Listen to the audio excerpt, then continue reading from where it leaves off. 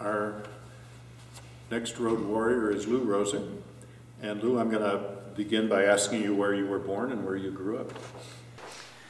Well, I spent the first 9 months of my life in Massachusetts, but then the family moved to Illinois, where I spent young years, but my teenage years were spent in Arizona, where we moved to Arizona.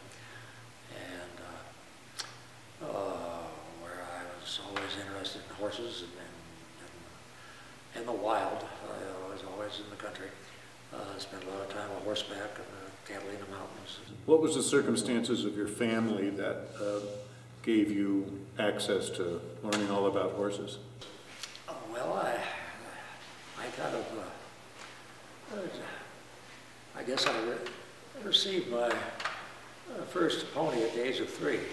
And I had ponies in my early ages on my grandfather's farm and my uncle's farms in Illinois. And my earliest recollections were I think, holding on to the hames of a draft horse going out into the fields with the farmer. So I had an early experience and interest in horses. And when we moved to Arizona, I spent a lot of time on horseback. Does your family have a ranch? And no, they did. My father had a nursery business in Tucson, like a farm, where we kept the horses. But as soon as I had an opportunity, I was at the age of 18, went to Montana and worked for a dude ranch lodge in north Seeley Lake, Montana, up against the Bob Marshall Wilderness, where I first was exposed to packing in the wilderness. I then cowboyed summers in northern Arizona and the mountainous country of south of Flagstaff, the Mogollon Rim. But in 1952, I wanted to see the mountains and the ranges in California and Oregon. And we had a friend in Southern California who had been a rancher in southern Arizona. But he was, at that time, was managing the ranch leases in California and Oregon for Union Oil Company. And so he was supervising these ranches and their leases, knew all the ranchers, and up and down the Pacific coast, it seemed like. And he went over and visited him on my way north. How old were you at that point? 21. And what was the circumstance of your coming to the Mammoth Lakes area the first time? Well, this friend of mine, a fellow rock fellow, who dealt with these ranchers and whatever, had a list of, pulled out a Union Oil Company map for me, and that he'd written names of, covered the Pacific coast, California, Oregon, and he had various ranches and their names written on this map, which somewhere I think we probably still have. But on the east side of the Sierras was one name that kind of jumped out at me, and it was Lee Summers' Mammoth Pack Outfit. And when I saw that, even though I was interested in working on a ranch and seeing ranch country, I remembered my summer in Seeley Lake, Montana, and seeing the packing going into the Bob Marshall Wilderness. And so it struck my interest, so I ended up traveling up 395 and with this map in my hands, and came to the turnoff to Mammoth, and looked at that Lee Summers Mammoth Pack Outfit again on the map. I had to have a look at it and see what it was, and drove into Mammoth up into the lake space, and this was in 1952, which was the heaviest snow year on record in the Sierras at that time. And here was a lot of snow, and still at the pack station. Lee Summers and his crew were shoeing mules and getting ready for the busy season. And the mountains surrounding the lake basin were dramatic and beautiful lakes. Was it love at first sight? Yeah. I see. And so how many years were you here before you found another love? Oh, well, not very long. Well, Lee Summers encouraged me to go down to Camp High Sierra because they had a lot of guests that came up there and would go for trail rides. Counselors up from Los Angeles. Right, and then his son also said that's where all the pretty girls are, and they have dances up on every night, and all kinds of activities. And so I found myself walking into the lodge of Camp High Sierra, and a crowded room just filled with people, and a bunch of pretty college girls and all kinds of guys standing around. And Bob Schatz was one of them, and Bob Tanner was another one. And I saw this one crowd of guys around a gal, and it turned out to be my future wife. Now, I asked Mary about what running a pack station was all about, and we heard about problems with cooks and all the people, but would you tell us a little bit about managing a pack station from the standpoint of maintaining your pack stock and also hiring your wranglers? What kind of a challenge does that represent? Well, there are always challenges, and probably one of the most difficult was finding really good, competent packers, cooks, and guides, and we really worked hard at that and trying to find the best possible people. And Mary mentioned earlier that she had to fill in for some of the early cooks we had. They were long days and nights. They were up at dawn, and it didn't quit until after dark. And you had to find people that really loved the mountains and livestock and being there.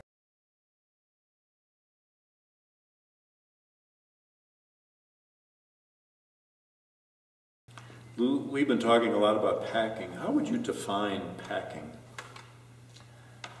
Well, that's a really good question. I've tried to define it myself many times, and I don't think I've adequately done it. But the people who are in the packing business and stay with it they have a love of wilderness and livestock, and they're and that's becomes their life. I know of very few that ever leave the packing profession of their own choice. And I'll have to say that, we worked at it long and hard for many years, and up before dawn, sometimes you're called out in the middle of the night and have to go rescue somebody in their horseback and mules, and many times coming out of the backcountry, they're loose herding back in the early days. But just to play devil's advocate, you're taking very inexperienced people on either pack or saddle stock back into the wilderness and having to look after them. That's a challenge. No, it definitely is a challenge. Their lives are in your hands, and along with the livestock, the horses and mules that you have, they are the people, and so it is a challenge. You have a lot of responsibility, but for a packer, just being in the Sierras and the wild Sierra, and especially on horseback and with mules, that's the best of the world. And I just have to say that I've worked long, hard hours for others before we had our own outfit, which we ran for many years. But it never felt like work. It was just, it's what we were meant to do. Well, if we bring Mary back on, we may ask her that question about does it ever feel like work? What about the stock? Do you where do you acquire? Do you do breeding of stock yourself? We did some breeding, but we were always too busy to really have the time to work with young animals coming along. So we usually, if we had a choice, we would buy broke trained animals. But with mules, I'll have to say, we had a hard time finding broke trained mules, so we usually had to break them. Where do the mules spend the winter? Well, we all of us packers in the Eastern Sierra have winter ranches that we, in the case of the Owens Valley, most all the ranch land is owned by the Department of Water and Power of Los Angeles and leased back to ranchers. And so we all had ranch leases in the Owens Valley, and where we wintered the stock. Am I correct in recalling you telling me that you've been a consultant to the Marine Corps? No, I must. We've talked with the fellow Charlie Tony Parkhurst, who runs the current mule operation for the Marine Corps. We're talking about the Marine Corps Mountain Warfare Training School. That's correct. Which is right between here and where you currently live in Colville. Right.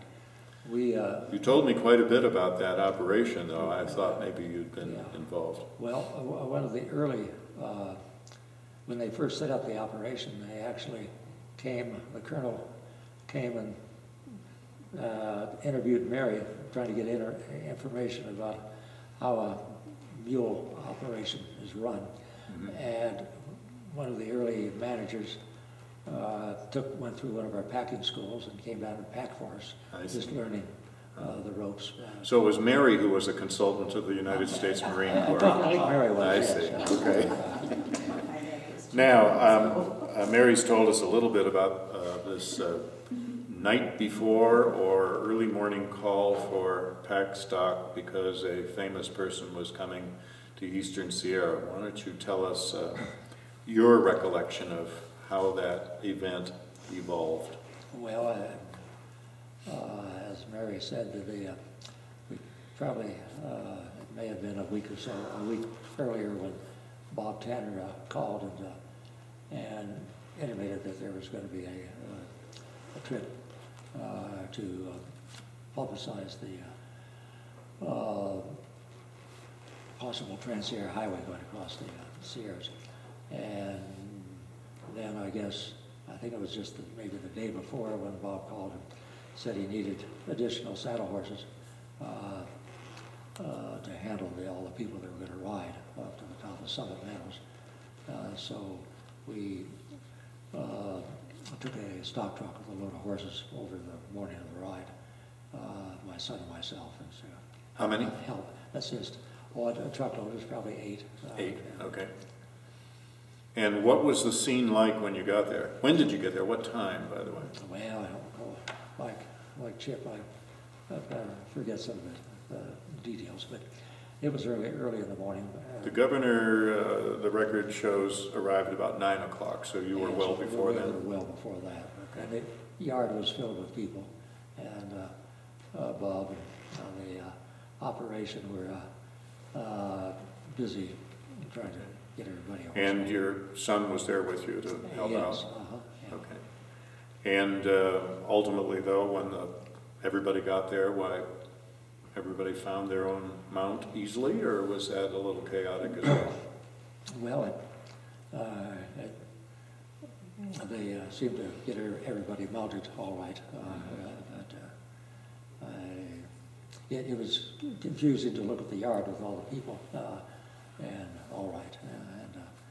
But they were all mounted eventually. Is it your recollection that there were about 75 people? Very, very well could have been. Were you toward the beginning of the procession, or I was up at the beginning, yeah. Okay. Part of the ride. All right. And were you able to look back and see how there were any delays, or was everybody keeping right up? Well, it was all, once we got started on the trails, it was all pretty much single file. Mm-hmm. Because you couldn't travel cross country in the mountains. What was the length of the ride, and what was the destination? Boy, it's a good question. I spent a lot of years ago, but I don't know, was it maybe 3 hours up there? Gene can probably... That's what I read, was 3. Yeah. And your destination was Summit Meadow, Summit right? Meadows, right. Do you recall the significance of Summit Meadow? Well, from there you had a view looking to the west, down the course of a proposed transfer route to the west side of the Sierras. And maybe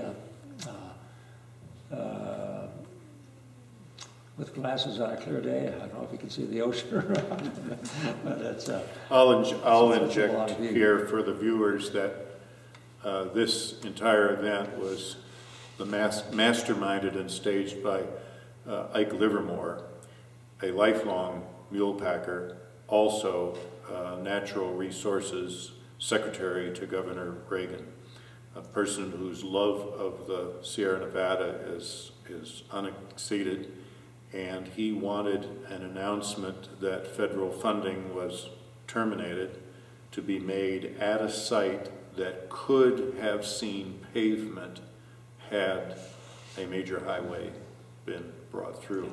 And I believe that was why he picked Summit Meadow. Well, you got there, and I know from talking to you that you were just fascinated by Mr. Reagan.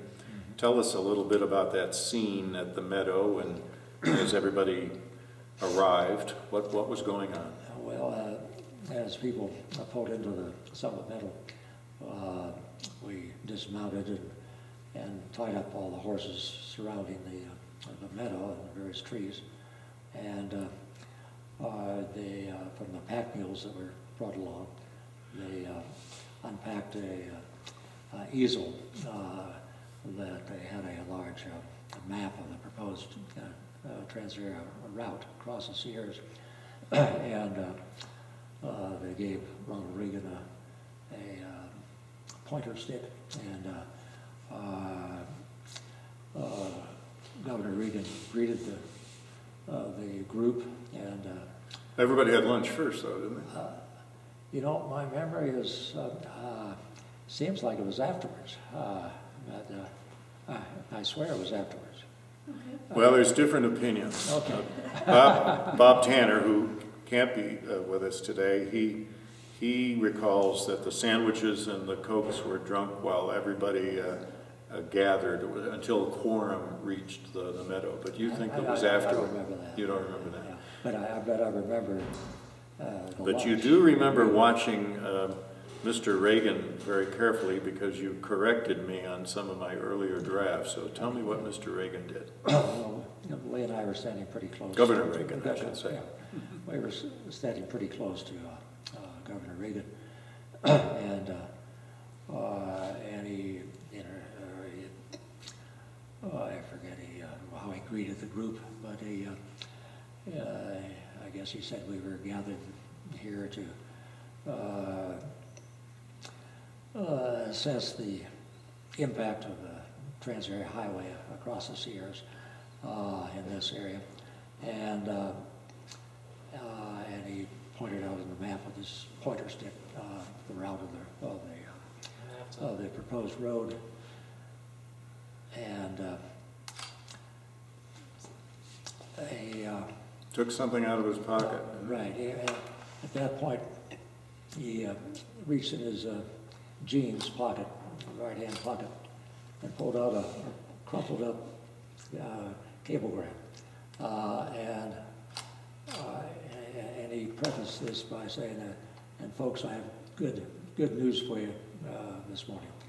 And he pulls out this cablegram, and it takes him a while because it was all watered up to straighten it out to where he could read it. And with that, he had the total attention of everybody watching him, trying to open up his telegram. And then he read it to the group. He said, I have a telegram that I just received this morning from President Nixon, and this is, and he read the telegram, pulling the funds from the Forest Highway to stop the road, and he read it right to the end where, and this road should never be built, and will never be built, and so it brought. So from a little wad of paper in the pocket comes a telegram from the White House and the President, which brought a little bit of a reaction from the audience, did it? Yeah. Now, independent of that staging, and Governor Reagan, of course, is a showman and knows how to stage things, nonetheless, before he read that telegram, did you have any idea exactly what his message was going to be? Again, the memory is a little fuzzy on that.